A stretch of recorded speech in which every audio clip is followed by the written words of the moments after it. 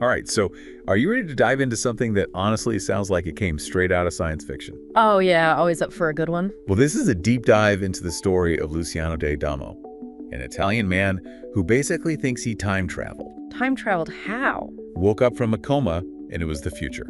Oh, wow. Okay, I'm intrigued. So we've got news articles about him in both Italian and English. And that's our only source material for this deep dive. Well, we also found a Wikipedia entry on consciousness beyond life, which might be relevant. Interesting. Okay, so what happened to this guy? Well, he was in a car accident in 2019, went into a coma, and when he woke up 5 years later, he was convinced it was 1980.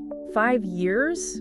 Like, he lost 5 years of his life. That's Yeah. wild. It's almost 40 years of missing time, if you think about it. Oh, right, because it was 2024 when he woke up. Exactly. I mean, can you even imagine waking up and your whole world is different? Like, you don't recognize your own family, you're totally baffled by a smartphone. Yeah, the news articles really paint this picture of him being completely disoriented. It wasn't just like, oh, I forgot what I had for breakfast. Right. It was like he landed in an alternate reality. Like trying to explain GPS to someone who's never even seen a computer. Yeah, exactly. It makes you wonder what was happening in his mind during those coma years.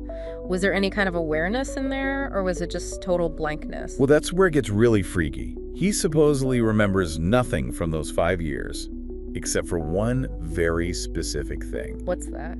A drawing of a stork with his grandson's birth date on it.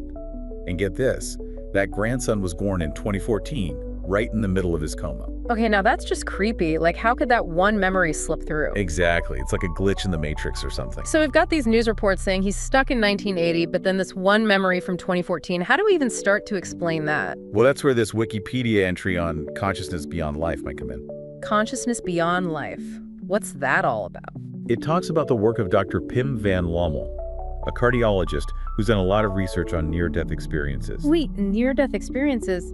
This guy wasn't technically dead, though, right? Right, but van Lommel's research suggests that consciousness might not be completely tied to the physical brain. Like, it could exist separately? Yeah. Even after death? Yeah, exactly. Yeah. It's a pretty controversial idea, but it definitely makes you think. So are we saying this guy's coma was like a near-death experience? Well, it's not a perfect comparison. Obviously, he didn't die, but there might be some parallels in terms of how the brain functions or maybe malfunctions in extreme situations. Okay, I'm following you. And, it's worth noting that not everyone buys into van Lommel's research. Some scientists are pretty skeptical, pointing to things like oxygen deprivation during near-death events as a more likely explanation for the visions people report. So it's not like settled science by any means. Not at all. But even if we're super skeptical, this case still raises some really interesting questions about what happens to our minds when the brain is severely injured. Like, could consciousness get stuck in a time warp somehow? If it can exist outside the brain, I guess anything's possible, right? Right. And it's not just van Lommel's research that makes us question what we think we know about the brain. There's also the case of Terry Wallace, an American man who woke up after being in a coma for 19 years. Whoa, 19 years.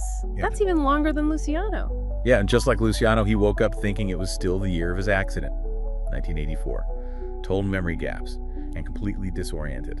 So what happened? Did they figure out why he was stuck in the past? Well, what's fascinating about his case is that scientists were able to study his brain using all these modern imaging techniques. That wouldn't have been possible with Luciano.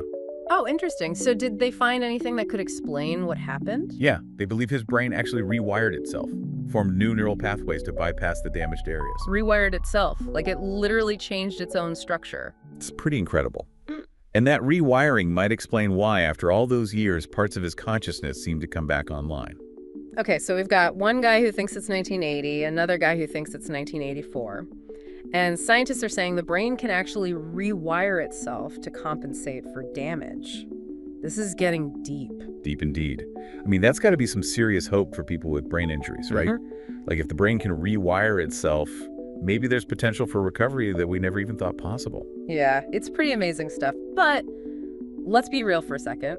There are probably some people out there listening who are like, wait a minute.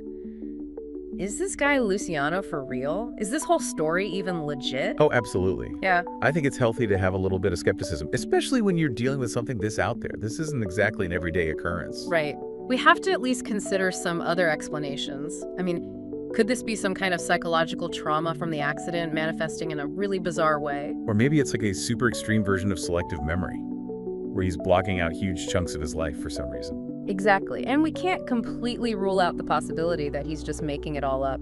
Though, honestly, that seems less likely given how consistent his story is and the distress he shows when he's confronted with all that missing time. Yeah, he doesn't seem like he's faking it. So where does that leave us? We've got this wild story, some interesting scientific research, and a healthy dose of doubt. How do we even begin to unpack all of this? Well, I think the first thing to acknowledge is that we might never have a definitive answer. Cases like Luciano's really push the limits of what we know about consciousness, memory, the nature of reality even. Yeah, it's like we're looking at this huge unknown space. Yeah. And we only have these tiny little glimpses of what might be out there. Exactly. But even those little glimpses can teach us a lot. They challenge our assumptions, make us curious, force us to ask deeper questions. I gotta say, it's kind of unsettling to think that our understanding of the brain and consciousness could be so limited. Yeah. Like we're still so far from figuring it all out. But that's also kind of exciting, right? There's still so much left to discover. Yeah. I guess that's the beauty of science. It's always evolving, always pushing the boundaries of what we thought was possible. Absolutely. So with all that said, what stands out to you in all of this? Honestly, what really gets to me is the human side of it. All the science and the skepticism is interesting, but at the end of the day, we're talking about a real person going through something incredibly difficult.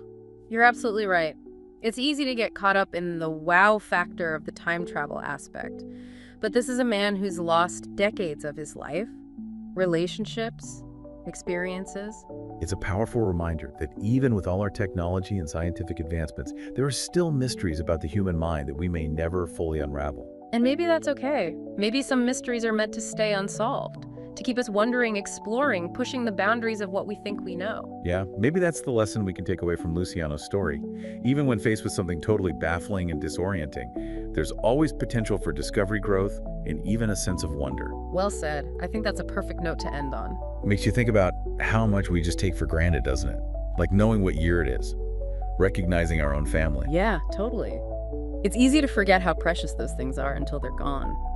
So as we wrap up this deep dive, I have one last, maybe kind of cheesy question for our listeners. Hit me with it. If you woke up in a world that felt totally foreign, like you'd time travel to the future, what would be the first thing you'd do? Man, that's a good one. It really puts you in Luciano's shoes. Right? Yeah. Like what would be your first move? I think for me, it'd be trying to find some anchor point, something familiar to hold on to. Like a person, a place, a song, Yeah. anything to make you feel a little less lost. Yeah, exactly. And then I think would come the just overwhelming need to understand what happened, how did I get here, what does it all mean? It wouldn't be easy, that's for sure. No, not at all. But hey, maybe it would be a pretty wild adventure too. True. Who knows? Maybe that's the real takeaway from Luciano's story. Even when you're faced with the most confusing and disorienting situation, there's always the possibility of discovering something new growing, and even finding a sense of wonder. Couldn't have said it better myself. Well, thanks for joining us on this exploration of consciousness, memory, and all the mysteries of the human brain. Till next time, keep those questions coming and keep diving deep.